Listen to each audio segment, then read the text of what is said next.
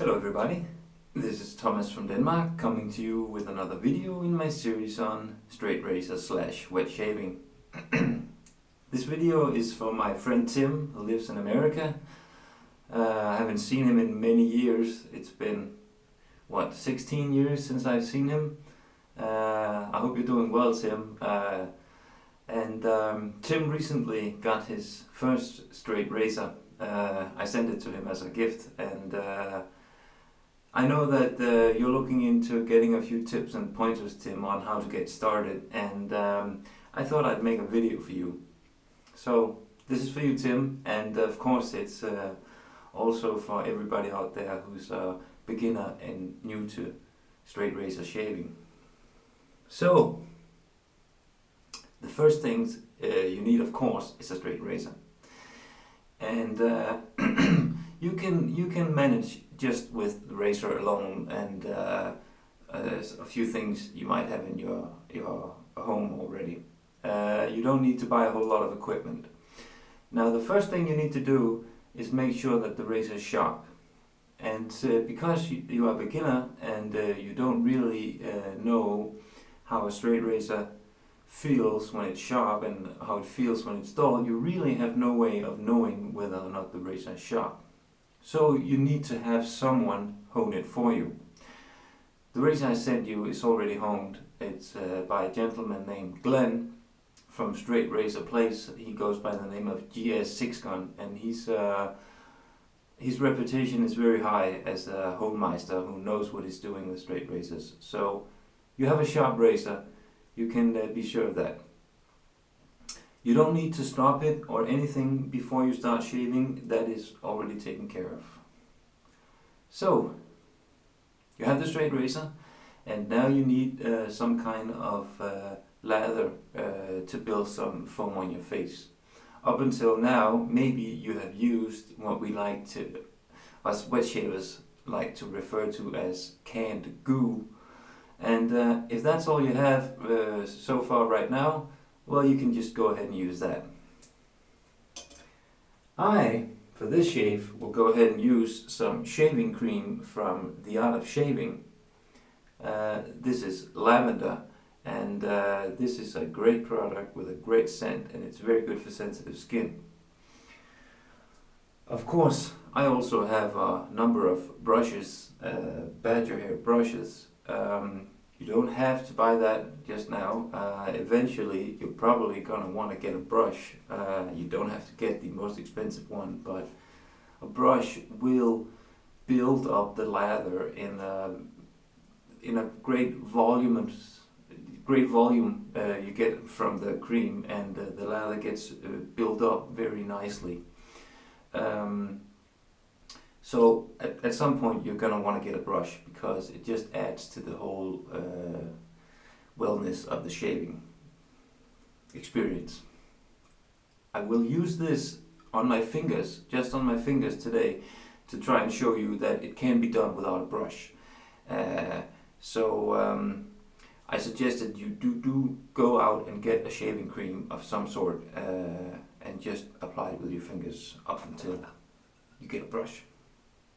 Of course, I took a shower. The first thing you want to do before a shave is to prepare your skin. I like to take a shower, run the hot water on my face and rinse up with soap real good.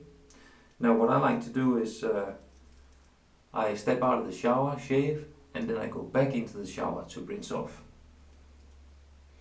So I'm just putting a little bit on my fingers here, rubbing it in my hands. Now it's not going to make foam.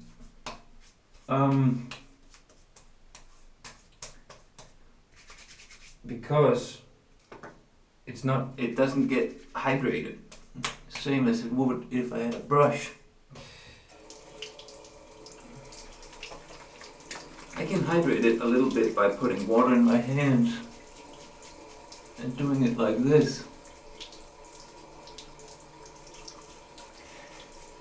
This is not the preferable way to use a product, because this will actually waste some of the product because it doesn't get hydrated. And just works better with a brush. But it can be done like this, and still it beats the canned goo. Definitely.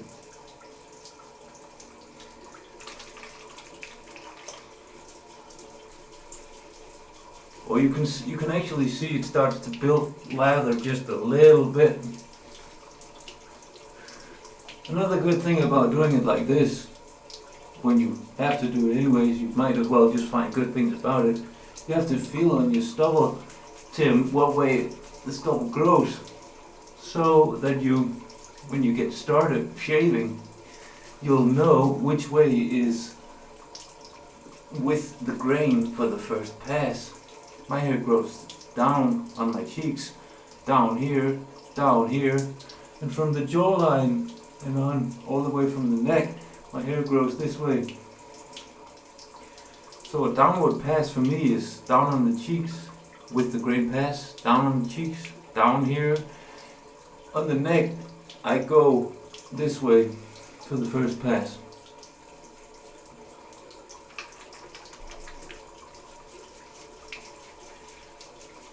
Take your time rubbing the lather in. Makes the stubble soft, makes it stand up. Yeah, this is actually okay. I haven't done this in a while without a brush. So, there you go.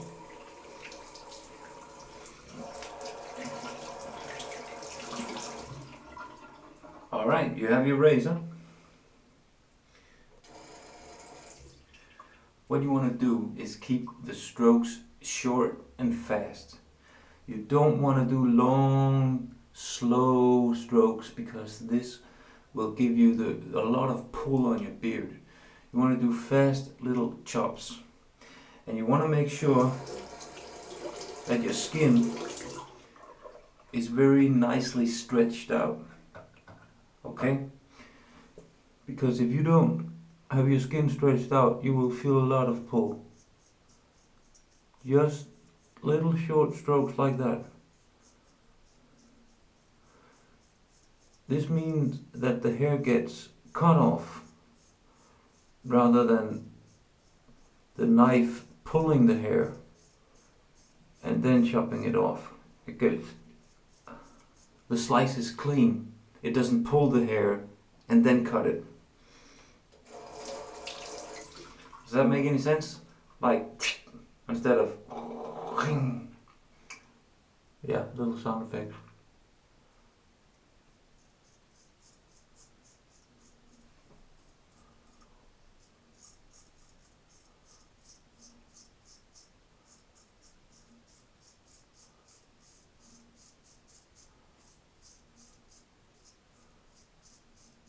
Hold your face still. Move the knife. Now on the neck, you can't really go sideways. So I suggest that you only go up and down. At least in the beginning. This is what I did for a while. I have learned to slope a little bit. But I suggest that you just, for the moment being, start with just going up and down. Really stretch.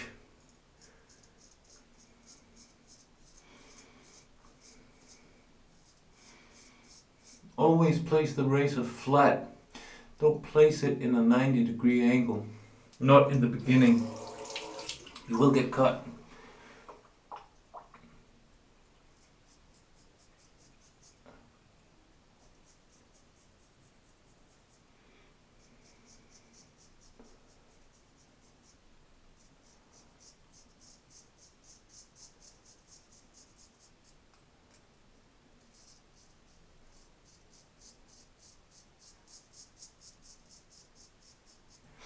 I might be missing a few spots. I can't see the details in the camera.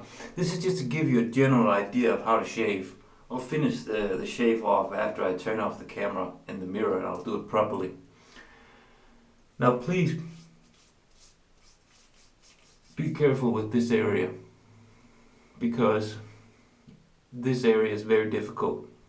you're gonna have to go in at a 90-degree angle under the nose. Be careful. What I like to do is I like to hold my thumb on the blade so it's not so shaky.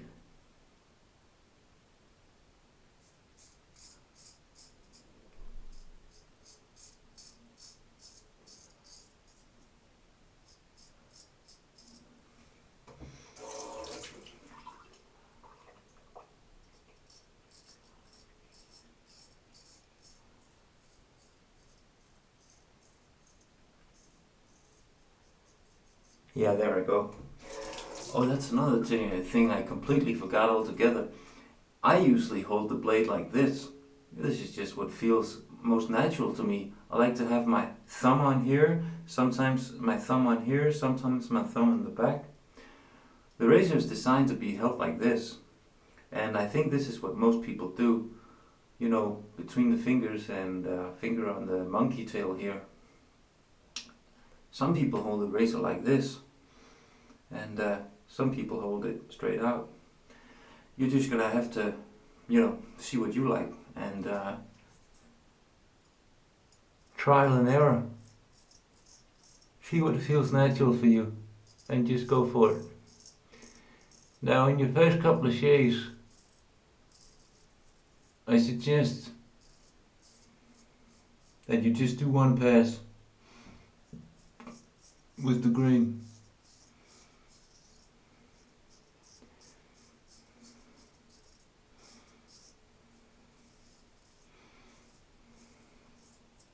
That's what I did now. Oh, you can see this little nick there. That's one pass with the grain.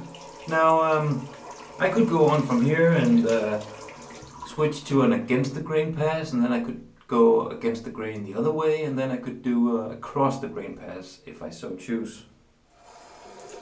For the time being, what I would do now if I were you, I'd take a little shaving cream, rub it all on my face, see if there's anything I missed, and if I missed anything, go with the grain again. Give your skin a couple of days, see how it feels. It might get sore, and a couple of days of restitution for the skin is not uncommon. I myself have very sensitive skin, and I cannot shave every day, even though I have good technique and good lather and sharp knives. My skin just can't handle it. After the shave, what you want to do is rinse off. A lot of people like to use cold water. I'm not such a big fan of cold water. I do it sometimes, but I do prefer hot water. That's not really the important thing. The important thing is that you rinse all the soap off so there's no lather residue left on your face. You take a towel after you rinsed off, and you just damp it dry. Don't scrub it. Don't scrub the towel in your face. Just damp it dry. When you've done this, you can do the optional aftershave splash. If you have one, an eau de toilette, a cologne that you like. I like this very much. Put it in the palm of my hand, rub it together, and I just, you know, clap it on like that. It will, if there's alcohol in it, you will feel it. I like that sensation, and I'm not one of those guys to tell you that alcohol is a bad thing to use post-shave, because alcohol has a antibacterial effect and it's cleansing for the skin. What you have to remember when using alcohol though is that it tends to dry out the skin, so you have to apply some kind of moisturizer after the alcohol. You can take any, as of right now, you can just take any cream or lotion that you have in your household. Just, you know, if you have some Nivea, like that, Nivea, just, you know, body lotion, whatever, you know, rub it on and let it air dry, and you're good to go. Now, as far as getting the razor sharp for the next time, I suggest that you strop it on newspaper. I have a video out on stropping that I think you should see, and there's a few tips and pointers there. You can't strop your razor on a newspaper until you get a real leather strop, or you can use an old leather belt if it's not too wrinkled or has any scratches in it. I hope you can use this video, Tim. Please feel free to get back to me with any questions, and I do hope that you enjoy your first shave. See you later, my friend.